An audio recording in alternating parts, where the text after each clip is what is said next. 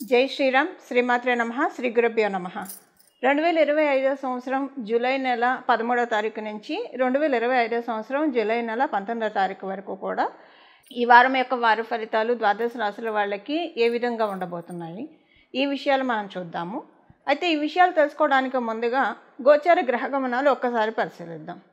వృషభ రాశిలో వృషభ రాశ్యాధిపతి అయిన శుక్ర భగవానుడి సంచారము, తృతీయ రాశి కాలపురుషుడు కుండలిలో నుంచి తృతీయ రాశి అయిన మిథున రాశిలో రవిగురుల సంచారము ఈ నెల అంటే సూర్యనారాయణమూర్తి 16వ తారీఖు వరకు కూడా మిథున రాశిలో ఉంటాడు. 17వ తారీఖు నుంచి మిథున రాశి నుంచి ఆయన కర్కాటక రాశిలోకి ఎంటర్ అవుతాడు.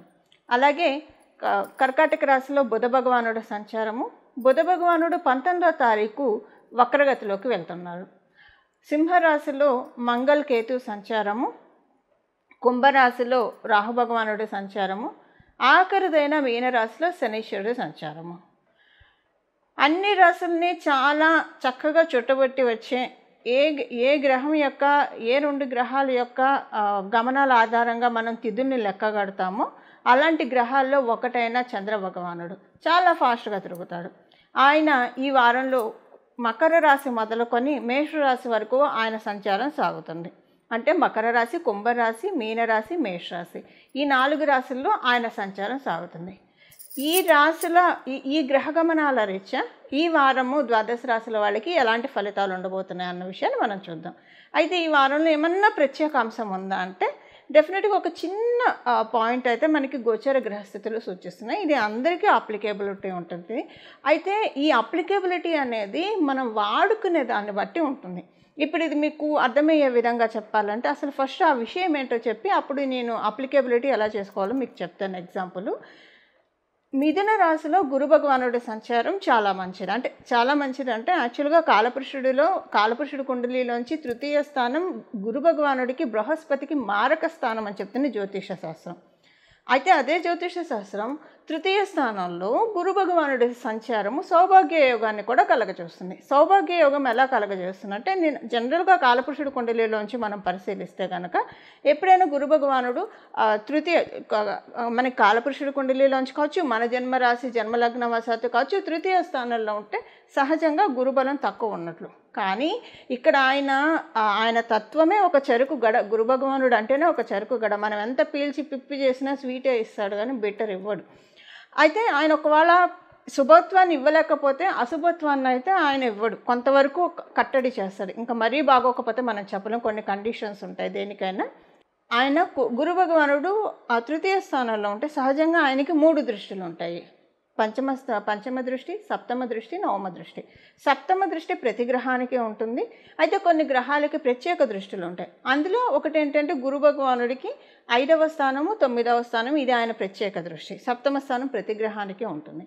అయితే అలాగే మంగళకి 4వ స్థానము, 8వ స్థానము ఈ 2 ఆయన ప్రత్యేక దృష్టిలు. దాంతోపాటు మనం ఇది చూసుకుంటే శనీశ్వరుని చూసుకుంటే తృతీయ స్థానం, 10వ స్థానం ఈ 3 గ్రహాలకి ప్రత్యేక దృష్టిలో ఉంటాయి. అలాగే రాహు భగవానుడు కూడా పంచమ దృష్టి, నవమ దృష్టితోటి చూస్తాడు. అయితే ఇప్పుడు మనం చూడాల్సిన అంశం ఏంటంటే గురు భగవానుడి వరకు మనం తీసుకుంటే ఈ వారం మనకి అది ఈ సంవత్సరం అంతా అప్లికేబిలిటీ ఉంటుంది. సో ఈ సౌభాగ్య యోగం ఏంటంటే ఆయన పంచమ దృష్టితోటి సప్తమ స్థానాన్ని చూడడం, అలాగే సప్తమ దృష్టితోటి నవమ స్థానాన్ని చూడడం, నవమ దృష్టితోటి లాభస్థానాన్ని చూస్తున్నాడు. ఇది కాలపురుషుడు కుండలిలో నుంచి బచక్రంలోంచి జరుగుతుంది. అయితే ఇది మళ్ళీ వేరే రాశుల వాళ్ళకి, లగ్నాల వాళ్ళకి వేరేగా ఇది అప్లికేబిలిటీ ఉంటుంది. అయితే ఈ వారం ఏంటంటే రవితోటి కూడా కూడి ఒక 2-3 రోజులు ప్రయాణం చేయడం అనేది కొంత విశేషాంశం అని చెప్పచ్చు. ఈ వారంలో ఇంకొక విశేషాంశం, అత్యుత్తమైన విశేషాంశం ఏంటంటే ఈ వారంలోనే మనకి దక్షిణాయన పుణ్యకాలం కూడా ప్రారంభం అవుతుంది. ఈ నెల ఎప్పుడైతే కర్కాటక రాశిలోకి సూర్యనారాయణమూర్తి సంచారం జరుగుతుందో అక్కడి నుంచి ఉత్తరాయణ పుణ్యకాలం ముగిసిపోతుంది.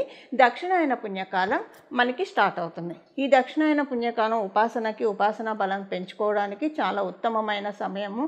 సూర్యనారాయణమూర్తి భూమి నుంచి అంతకంతకి దూరంగా జరిగిపోయే సమయము. అందుకే ఉష్ణోగ్రతలు పడిపోయి చలి పెరుగుతూ ఉంటుంది.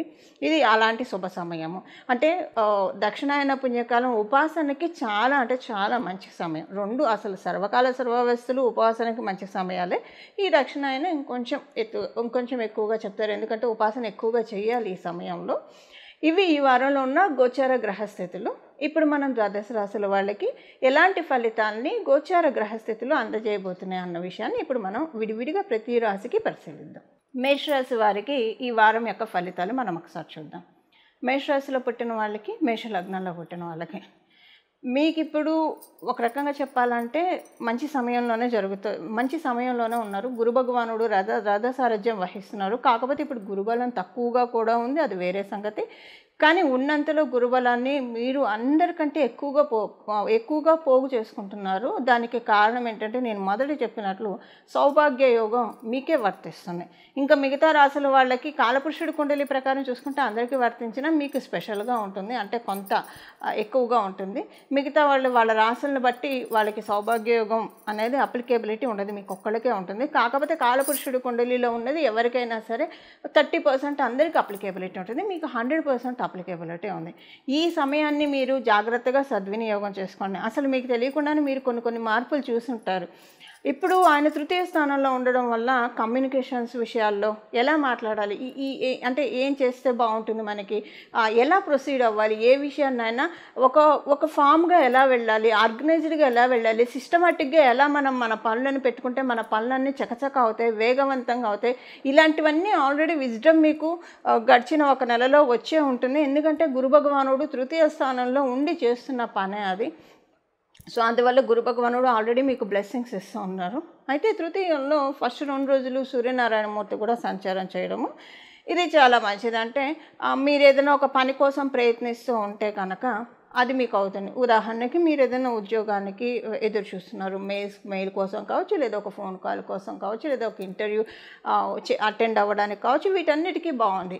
ఇదే విషయం మనం వ్యాపారస్తులకి చూసుకుంటే కనుక వ్యాపారస్తులకి ఈ వారం అనుకూలంగా ఉంది. అంటే ప్రతికూలంగా అయితే డెఫినెట్గా లేదు, అనుకూలంగా ఉంది.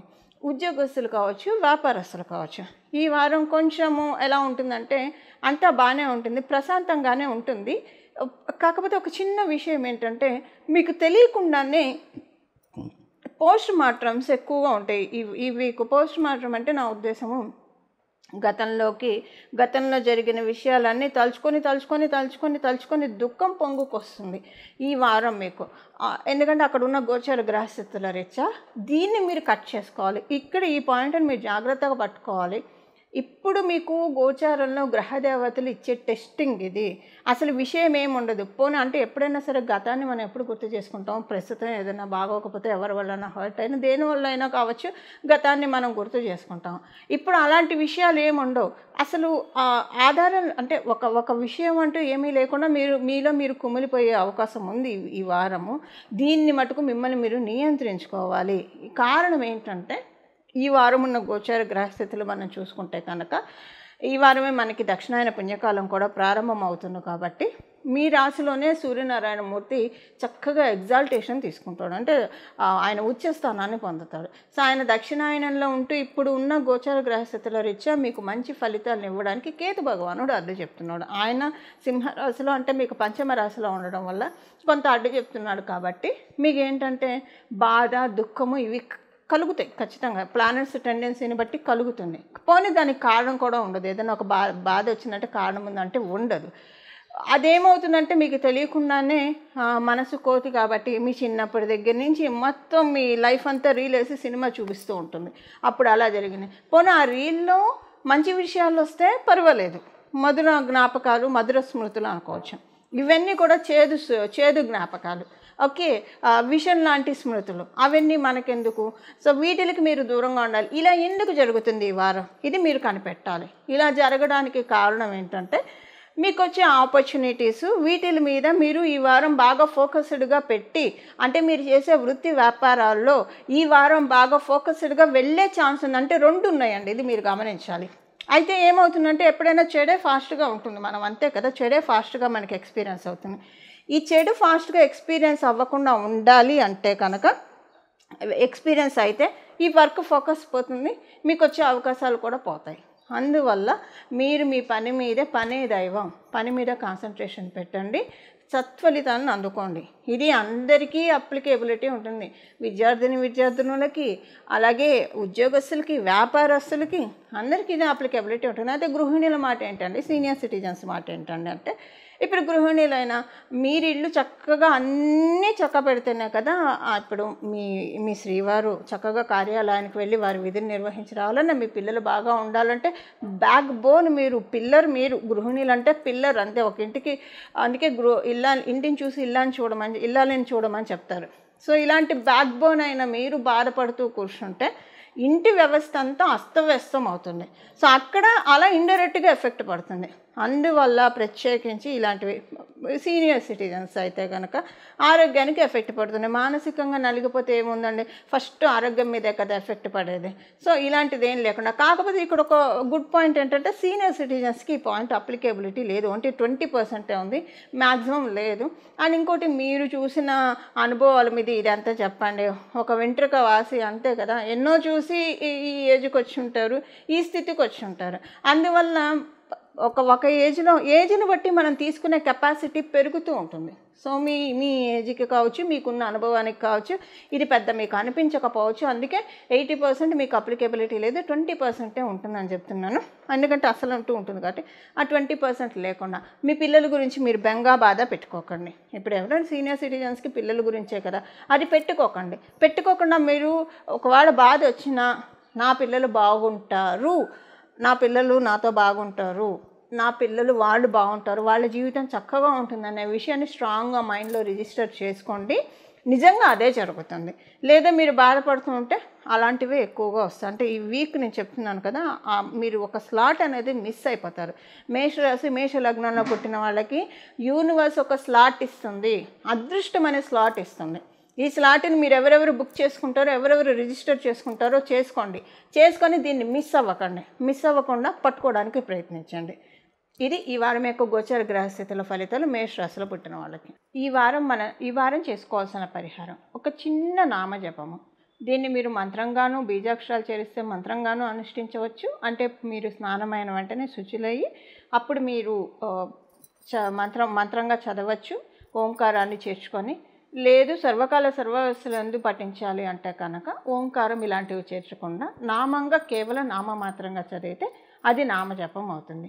ఈ వారం మనకి దక్షిణాయన పుణ్యకాలం ప్రారంభం అవుతుంది కాబట్టి ఎప్పుడైనా మనం గుర్తుపెట్టుకోవాల్సిన విషయం ఏంటంటే, మనకి ఉత్తరాయణ పుణ్యకాలం, దక్షిణాయన పుణ్యకాలం. ఉత్తరాయణ పుణ్యకాలం దేవతలకి పగటి సమయము, దక్షిణాయన పుణ్యకాలం దేవతలకి రాత్రి సమయము.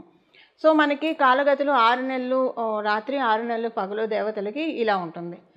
ఎప్పుడైనా సరే ఒక్కటైతే బాగా గుర్తుపెట్టుకోండి, ఇది చాలా బాగా ఎక్స్పీరియన్స్ అయ్యి చెప్తున్నమాట. ఈ కరెక్ట్గా సూర్యనారాయణమూర్తి ప్రతి నెల ఆయన సంక్రమణం చేసే సమయం చాలా అంటే చాలా పవిత్రమైన టైం. ఆ రోజు వరకు అయితే చాలా పవిత్రమైన సమయం. ఆయన ఒక రాశి నుంచి ఇంకో రాశికి మారేప్పుడు కొన్ని గ్రహాలకి బృహస్పతి మారితే పుష్కరాలు వస్తాయి. అలాగే సూర్యనారాయణమూర్తి ఒక రాశి నుంచి ఒక రాశికి మారుతున్న ఆ ఒక్కరోజు ఏదైతే ఉంటుందో ఆ సంక్రమణ సమయం అనేది చాలా పవిత్రమైన సమయము. అన్ని రాశుల్లోకి మారినప్పుడు పవిత్రమైన సమయము. ఆయన ప్రత్యేకించి కర్కాటక రాశి అలాగే మకర రాశిలోకి ఆయన ఎంటర్ అయ్యేప్పుడు చాలా అంటే చాలా పవిత్రమైన రోజులు. ఎందుకంటే కర్కాటక రాశిలోకి ఆయన ఎంటర్ అయినప్పుడు దక్షిణాయన పుణ్యకాలం ప్రారంభమవుతుంది. అలాగే మకర రాశిలోకి ఆయన వచ్చినప్పుడు ఉత్తరాయణ పుణ్యకాలం మకర సంక్రాంతితోటి మనకి ప్రారంభమవుతుంది. ఇదంతా ఎందుకు చెప్తున్నానంటే, ఇలాంటి పుణ్యకాలాలు మనకి ఈ 6 నెలలు బాగుండాలంటే కరెక్ట్గా ఇలాంటి రోజుల్లో బాగా పట్టుకోవాలన్నమాట. ఇలాంటి రోజుల్లో బాగా పట్టుకుంటే మనకి చాలా మంచి ఫలితాలు వస్తాయి. ఇది నేను ప్రత్యక్షంగా అనుభవించి చెప్తున్నానండి. మనకి సత్యనారాయణ స్వామి వ్రతకథలో కూడా ఉంటుంది.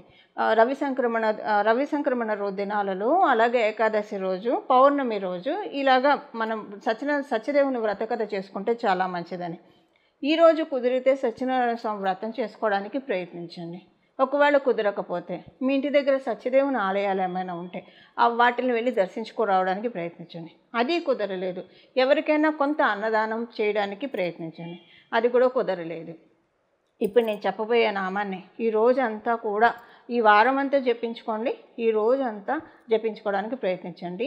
కర్కాటక రాశిలో సూర్యనారాయణమూర్తి సంచారం, కర్కాటక రాష్ట్రాధిపతి చంద్రుడు, అలాగే అందులో సూర్యనారాయణమూర్తి సంచారము. తిథులు మనకి ఈ 2 గ్రహాల వల్ల మనకి తిథులు ఏర్పడతాయి. సో మనకి 6 నెలలు కూడా సక్రమంగా సాగాలంటే ఇప్పుడు మనం తెలుసుకోబోయే ఈ నామాన్ని జపించుకుంటే అసలు ఇది అత్యంత మహిమాన్వితమైన నామము. ఈ నామం తలుచుకోవడం చేతి మనకి మానసిక సంతృష్టి వస్తుంది. ఇప్పుడు మనం చాలామందిని చూస్తూ ఉంటే మానసికంగా బాగా నలిగిపోతూ ఉంటారు. మానసిక ఒత్తిడి టాకిల్ చేయడం అనేది చాలా కష్టం. ఒక్కోసారి శారీరకంగా వచ్చినా భరించగలుగుతారు కానివ్వండి, మానసికంగా ఒక్కొక్కసారి వచ్చే ఒత్తిడి ఉంటుంది చూసారు. శారీరకంగా అయితే కనీసం బయటికి కనిపిస్తుంది, మానసికంగా నలిగే ఒత్తిడి మటుకు అంతా ఎంత కాదు, ఎవరికి కనిపించదు, ఎంత నలిగిపోతారు, చిత్రహింసలకు గురవుతారు. ఇలా గురవ్వకుండా ఉండడానికి ఈరోజు మనం చేసుకోవాల్సిన నామం, మనం ఈ రోజంతా చేసుకోవాల్సిన నామము మనం ఒకసారి చూద్దాము. అలాగే ఈ వారమంతా కూడా చేస్తే మంచిది. ఆ నామం వచ్చేసేసి పరమశివుడికి సంబంధించిన నామం. చంద్రశేఖర పాహిమం చంద్రశేఖర రక్షమం, చంద్రశేఖర పాహిమం చంద్రశేఖర రక్షమం, చంద్రశేఖర పాహిమం చంద్రశేఖర రక్షమం. ఈ నామాన్ని జపించుకోండి. అంటే ఇంకా నేను మంత్ర రూపంలో ఇవ్వట్లేదు, నామరూపంలోనే ఇస్తున్నాను. మీరు స్నానం చేసాక కూడా నామరూపంలో అయితే జపించుకోవచ్చు. సర్వకాల సర్వావస్థలందు నామ జపానికి ఎలాంటి తప్పు లేదు కాబట్టి, ఎలాంటి నియమాలు కూడా లేదు కాబట్టి ఫస్ట్ మంత్రం అనుకున్నా కానీ ఈ నామం అయితే చాలా బాగా ఉంటుంది. ఎందుకంటే సూర్యనారాయణమూర్తి కర్కాటక రాశిలో సంచారం అనేది ఇక్కడ మనం చంద్రశేఖరుని స్మరించుకోవడం వల్ల పౌర్ణమి యోగం అని అంటాం దీన్ని.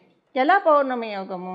ఎప్పుడైనా సూర్యనారాయణమూర్తి నుంచి మొత్తం శక్తిని కాంతిని చంద్రుడు గ్రహించి చక్కగా జాబిలి మనకి పిండి వెన్నెల్ని కురిపిస్తున్న శరత్కాలంలో అలాంటి పిండి వెన్నెలని అంటే మానసిక ప్రశాంతతని మనం తీసుకోవాలంటే పరమశివుడి తలపైన ఉన్న చంద్రశేఖరం, మనం చంద్రుడిని ధరించాడు కాబట్టి చంద్రశేఖరుడు అని చెప్తాం.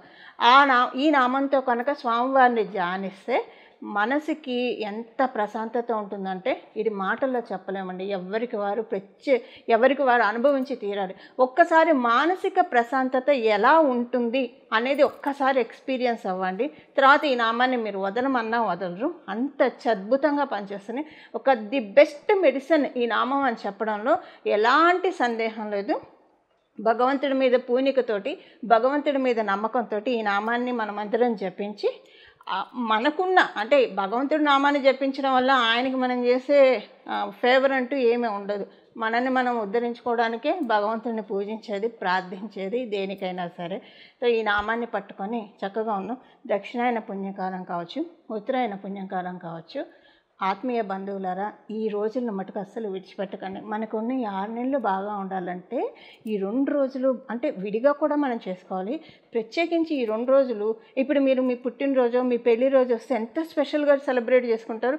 అలా భగవంతుడు పుట్టినరోజులాగా భావించి స్పెషల్గా ఇంటికి మామిడి తోరణాలు కట్టడం, గడపలకి పసుపు రాయడము, ప్రత్యేకమైన ఆరాధనలు చేయడం ఇంట్లో ఇలాంటివి, లేదా రోజంతా కూడా వీలైనంత వరకు ఈ సోషల్ బజ్కి దూరంగా, అన్నిటికీ దూరంగా, అంటే ఒక రకంగా చెప్పాలంటే ఈ ఒక్కరోజు వరకన్నా కనీసం ఇహానికి దూరంగా పరానికి దగ్గరగా ఉండడానికి ప్రయత్నించండి.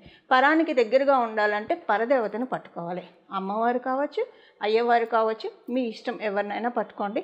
ఈ నామాన్ని కనుక ఈ రోజంతా జపించడం వల్ల, ఇది నేను ప్రత్యేకించి అనుభవించి చెప్తున్నాను, దక్షిణాయనం ఉత్తరాయణం ఈ 2 కాలాల్లో మనం పట్టుకుంటే కనుక అసలు 6 నెలలు కూడా చాలా చక్కగా వెళ్తాయి. ఎంత ప్రశాంతంగా ఉంటుందంటే అసలు అంటూ కష్టాలంటూ ఎవరికి రాకుండా ఉండడం అయితే అది కళ్ళ. ఎవరికైనా సరే, ఎంత మహానుభావులకైనా, ఎంత ఉత్తమ పురుషులకైనా, ఎవరికైనా ఇబ్బందులు అనేది మానవులుగా పుట్టినప్పుడు సర్వసాధారణం. నలమహారాజు, సత్యహరిశ్చంద్రుడు అలాంటి వాళ్ళకే తప్పలేదు, మనమెంత పిపీలకం. సో కానీ ఉన్నంతలో ఫిల్టర్ చేసుకోవడమే, మనకున్న కష్టాన్ని ఫిల్టర్ చేసుకొని తగ్గించుకోవడమే. ఆ ప్రయత్నంలోనే ఈ నామజపము మనం అందరం చేద్దాము. పరమశివుడు అత్యంత దయాళువు, అత్యంత కృపాలు, పిలిచిన వెంటనే పలుకుతాడు. భక్తి అనే పుష్పాన్ని సమర్పించి ఈ నామాన్ని జపించి మనం అందరం కూడా ముక్తి పొందడానికి ప్రయత్నిద్దాం. మంగళం. నమో భగవతే వాసుదేవాయ.